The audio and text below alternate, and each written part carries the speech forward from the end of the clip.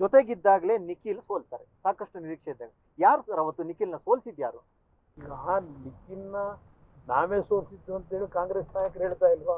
ನಿಮ್ ಪ್ರಕಾರ ಸಿದ್ದರಾಮಯ್ಯ ಅವರ ಡಿ ಕೆ ಶಿವಕುಮಾರ್ ಪಾತ್ರ ಯಾರ್ದು? ಇದರಲ್ಲಿ ಎಲ್ಲರ ಪಾತ್ರ ಇದೆ, ಇಬ್ರು ಸೇರಿ ಎಲ್ಲರದು ಪಾತ್ರ ಇದೆ.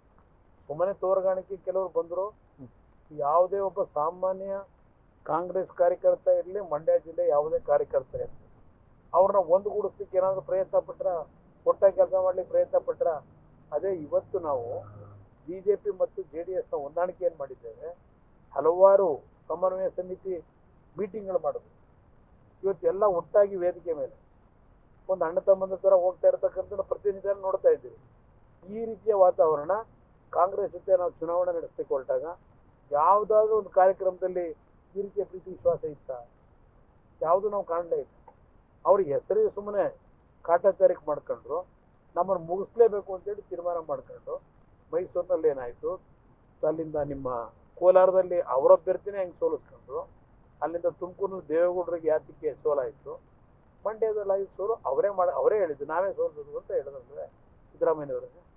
ಅದರಿಂದ ಅದು ಅನ್ಯಾಚುರಲ್ ಅಲಯನ್ಸ್ ಅದು. ಅದರಿಂದ ಇವೆಲ್ಲ ಅನುಭವಿಸ್ಬೇಕಾಯ್ತು. ಯಾಕೆ ಅವತ್ತು ಕುಮಾರಸ್ವಾಮಿ ಅವರ ಒಕ್ಕಲಿಗರ ಸರ್ಕಾರವನ್ನ ತೆಗೆದ್ರಿ ಅಂತ ಬಿಜೆಪಿ ನಾಯಕರನ್ನ ಸ್ವಾಮೀಜಿ ಅವರು ಕೇಳಬೇಕಿತ್ತ ನಿರ್ಮಲಾನಂದ ಶ್ರೀಗಳು? ಅದು ತಪ್ಪು. ಸ್ವಾಮೀಜಿ ಅವ್ರನ್ನ ಕೇಳಬಾರದು ನನ್ನ ಅಭಿಪ್ರಾಯ. ನಾವು ಹಲವಾರು ಬಾರಿ ಹಲವಾರು ರೀತಿಯ ರಾಜಕೀಯ ತೀರ್ಮಾನ ತಗೊಂಡಾಗ ಹಲವಾರು ರೀತಿಯಲ್ಲಿ ಬೆಳವಣಿಗೆಗಳಾಗಿದೆ. ಆ ಬೆಳವಣಿಗೆಗಳಿಗೆ ಸ್ವಾಮೀಜಿಯವ್ರನ್ನ ನಾವು ಎಂದೂ ನಾವು ಹೇಳೋದಿಲ್ಲ ರಾಜಕಾರಣಕ್ಕೆ, ಆ ಬೆಳವಣಿಗೆಯ ರಾಜಕಾರಣ. ಇವತ್ತು ಸಹ ಹೇಳ್ತೇನೆ, ನಮ್ಮ ಒಂದು ಮಠ ಏನಿದೆ ಅದು ಒಂದು ಜಾತಿಗೆ ಸೀಮಿತವಾಗಿರತಕ್ಕಂಥ ಮಠ ಅಲ್ಲ. ಹಿಂದೆ ಇದ್ದಂಥ ನಮ್ಮ ಬಾಲಗಂಗಾಧರನಾಥ ಸ್ವಾಮೀಜಿಯವರು ಹಲವಾರು ಸಣ್ಣ ಸಣ್ಣ ಜಾತಿಗಳೇನಿತ್ತು, ಧ್ವನಿ ಇಲ್ಲದೆ ಇರ್ತಕ್ಕಂಥ ಜಾತಿಗಳು, ಆ ಜಾತಿಯ ಒಂದು ರೆಪ್ರೆಸೆಂಟೇಷನ್ ಧಾರ್ಮಿಕ ಮಠಗಳನ್ನು ಪ್ರಾರಂಭ ಮಾಡ್ತಕ್ಕಂಥ ನಿಟ್ಟಿನಲ್ಲಿ ಹಲವಾರು ರೀತಿಯ ಕೊಡುಗೆಯನ್ನು ಸಮಾಜಕ್ಕೆ ಕೊಟ್ಟಿದ್ದಾರೆ. ಇದು ಒಕ್ಕಲಿಗರ ಒಂದು ಧಾರ್ಮಿಕ ಸಂಸ್ಥೆ ಏನಿದೆ, ಹಲವಾರು ಬಡತನದಲ್ಲಿರ್ತಕ್ಕಂಥ ಧ್ವನಿ ಇಲ್ಲದೆ ಇರ್ತಕ್ಕಂಥ ಒಂದು ಜಾತಿಗಳಿಗೆ ಶಕ್ತಿ ತುಂಬಿರ್ತಕ್ಕಂಥದ್ದು ಖಂಡಿತ.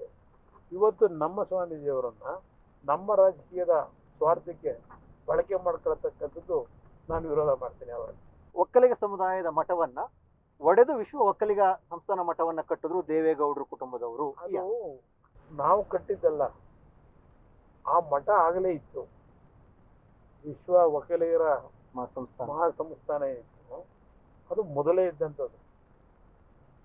ಇದ್ದಂಥದ್ದು. ಆ ಸ್ವಾಮೀಜಿಯವರು ಒಂದು ಆರ್ಥಿಕವಾಗಿ ಆ ಮಠದಿಂದ ಸಾಮಾಜಿಕ ಕಾರ್ಯಕ್ರಮ ಮಾಡಲಿಕ್ಕೆ ದೇವೇಗೌಡರಿಗೆ ಶಕ್ತಿ ತುಂಬತಕ್ಕಂಥದ್ದಕ್ಕೆ ಮನವಿ ಮಾಡಿದ್ರು.